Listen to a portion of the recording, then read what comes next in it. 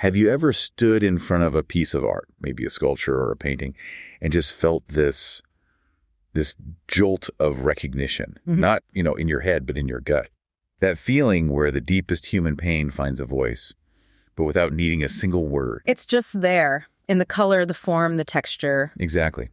And that's the conversation we're diving into today, because grief is maybe the most universal, but also the most intensely personal experience we have. And art has always been the ultimate language for that loss. So our mission for this deep dive is to really look at the sources that show how art has served as this silent language connecting all of us through our shared experiences of mourning. It's a bridge, isn't it? Yep. It crosses time and geography. Art is this fundamental mechanism for remembrance, for healing, and we're going to trace that need, that human function, Right, from, the frescoes of ancient tombs all the way up to the digital art you might see today. The history of art is, in so many ways, the history of how we handle grief. Okay, so let's unpack that, starting at the very beginning. What's so fascinating to me is how early civilizations they knew art could solve this huge problem of loss. It could make memory tangible. Oh, absolutely. The impulse to create something in the face of death is it's fundamental. If you look at the ancient Egyptians, for example, their art wasn't just decoration. Yeah, it had a job to do. It had a very specific job. It was functional magic, really. All of it was designed to make sure the ka, which is the life force, and the ba, the soul, that they were sustained for all eternity. So when we see those incredible, vibrant paintings in the tombs, they weren't just pretty pictures. They were a continuation of life. Precisely. Take the frescoes from the tomb of Nebamun, an 18th dynasty scribe. The scenes are beautiful. You see him hunting in the marshes. There are banquets, musicians. But these were solemn acts. They were rituals. Yes. By painting the deceased enjoying life's pleasures, they were literally equipping the afterlife with everything the soul would need. The very stiffness of the figures, that's a sign of timelessness. It's a way of defeating the chaos of death. That's such a profound contrast to the ancient Greeks, which is where the sources take us next. Yeah. The Egyptians used all this color and complexity to provide for the dead. But the Greeks used restraint. Yeah. That's the core difference. When you look at their funerary stelai, those carved stone slabs, they reflect that Greek value of stoicism. The emotion is incredibly deep, but it's contained. And it's the stillness that really communicates the loss. It is. And the key visual for that, the thing you see over and over, is the dexiosis. The farewell handshake. That simple handshake. It's this incredibly resonant gesture of the final parting. It's the moment the living has to acknowledge this irreversible absence. The clothing is heavy, the gazes are turned inward, they don't scream their grief. They internalize it. But you feel it just as strongly. It's almost heavier because it's so quiet. It is. It teaches us that sorrow isn't just about drama. It's about the quiet, heavy realization that something is permanent. And even before all of that, we see hints of this in prehistoric cave art. The sources point to things like burial sites covered in red ochre, or those handprints you see on cave walls. The very first attempts at memorialization. A way of saying, I was here, I saw this person pass. It's the earliest proof that we've always needed to give form to loss. It's a primal, shared necessity. So as civilizations grew, so did the ways we express sorrow. I want to jump across the world now to Japan and this concept of ukiyo-e. Ukiyo-e, the floating world. It's such a brilliant lens for looking at grief because the whole idea is rooted in the Buddhist concept of impermanence. Right. Everything is fleeting. Everything. Beauty, pleasure, life itself. So loss isn't this shocking, terrible event. It's the natural rhythm of things. And the art form itself reinforces that message. Exactly. Ukiyo-e were these mass-produced woodblock prints. They were meant to be available to everyone. Sometimes they were even seen as temporary. The art itself was ephemeral. Just like life. Just like life, it mirrored the whole philosophy. And if we look at Hokusai's The Great Wave, which everyone knows, we usually see it as this image of raw natural power, but it's also about this bittersweet sorrow. Oh, for sure. That huge wave, frozen just as it's about to break. That's nature's immense indifferent power. And then you see the tiny little boats with the tiny people in them. And you just feel how fragile we are. Exactly. The sorrow there isn't about one specific death. It's the quiet knowledge that all of our struggles, all of our lives exist at the mercy of these huge forces. It's a kind of melancholy acceptance. That's such a different feeling from our next example, African tribal masks. Here, art isn't just reflecting on loss, it's a functional sacred tool. Yes, it's not static at all. It's an active part of the ceremony. The masks are made to embody ancestral spirits, to help the community engage with the deceased. They're tools to guide the soul across that boundary. The liminal space. The liminal space between the living and the dead. The sources bring up the Dogon people of Mali and their Dhamma funerary rites. Right. The complexity of those masks is directly tied to their job in the Dhamma rites, which can happen years after someone dies.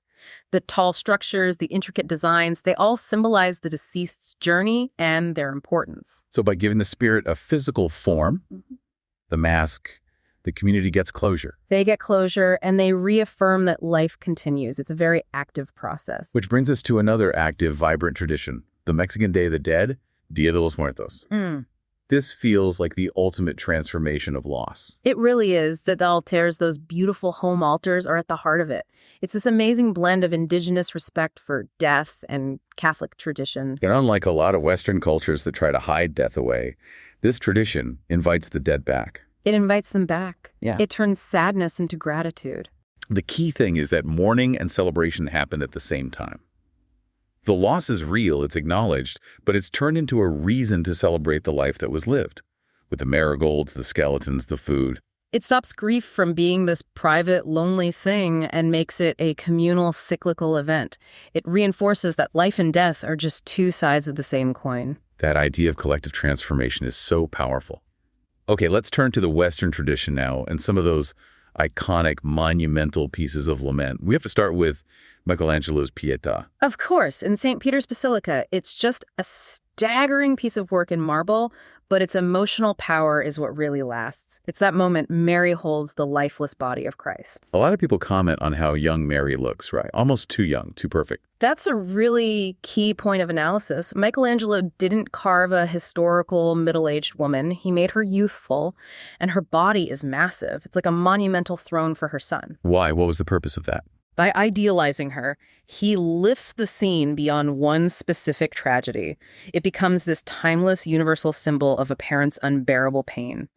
The grief is pure, it's contained, and it's carved into stone for all time. So if the Pietà is this contained, monumental grief, what happens when we jump forward a few centuries to modern angst, to Edvard Munch? The scream. It's the total opposite of Greek Stoicism or Renaissance idealism, isn't it?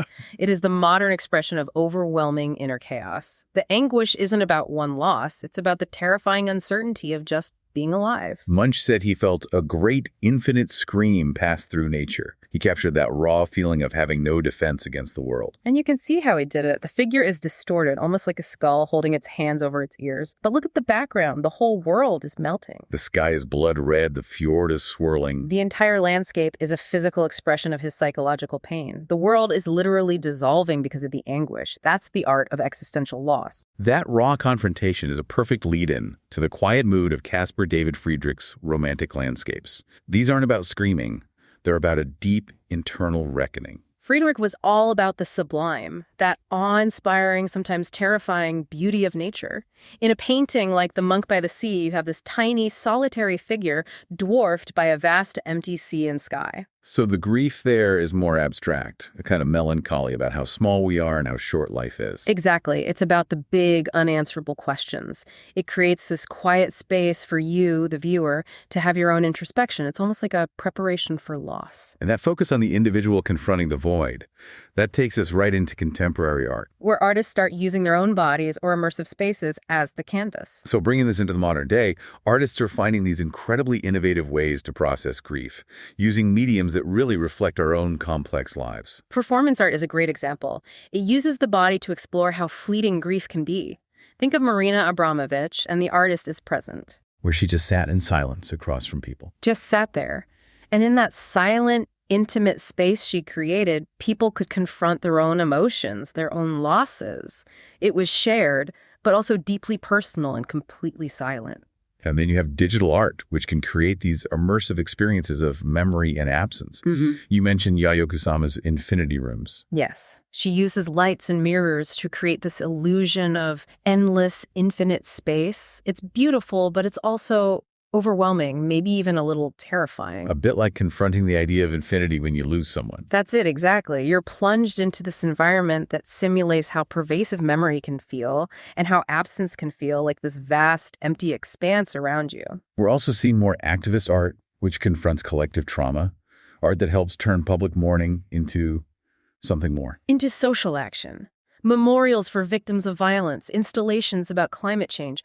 It's about taking that shared despair and turning it into solidarity and a call for change. So the conversation really moves beyond the canvas, doesn't it? It moves into the realm of actual healing. It does. Art isn't just a reflection of grief. It's a proven, proactive way to process it. The sources really emphasize this idea of art as therapy, and not just, painting pretty pictures. No, it's the physical act of making something that externalizes emotions that are too big for words. It gives form to that formless anxiety of grief. And that act of making gives you a sense of control back. A sense of control, and it reduces stress. I mean, you see contemporary artists who use these slow, repetitive techniques like weaving or assembling tiny things. They often say the process helps them piece themselves back together after a loss. The art becomes a metaphor for resilience. And crucially, it builds community. Things like memorial quilts or neighborhood murals, they create a shared space for mourning. By creating something lasting together, that grief is transformed into solidarity. It's what we saw with the Mexican altars, but in a modern context.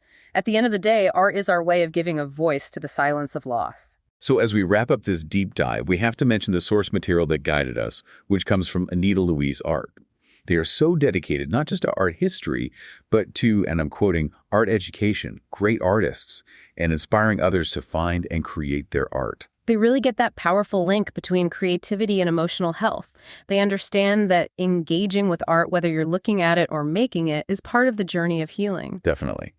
So if any of this has sparked something in you, you should really check out their blog and the fantastic art they have for sale at Anita Louise Art. They're all about providing resources that truly uplift. Their whole mission is summed up in their hashtags, #ArtToMakeYouSmile and #ArtToMakeYouHappy. It's a very practical, hands-on approach to well-being through art. And you can continue learning by subscribing to their other resources like their 5 Minutes with Art podcast and their YouTube channel. They offer these great, quick insights into artists and their work. It's the perfect way to carry this conversation forward, really, to go from just recognizing grief in a masterpiece to finding your own strength through creativity. So as you go about your day, here's a challenge for you. The next time you encounter a piece of art, it could be a monument in a park, a sculpture in a museum, anything, I want you to stop and ask what silent language it's speaking about loss and memory. Look for how the artist used form or color to conquer absence. Because by reflecting on that silent language of sorrow, you might just find a new and really beautiful pathway to your own personal healing. Thank you so much for joining us for this deep dive.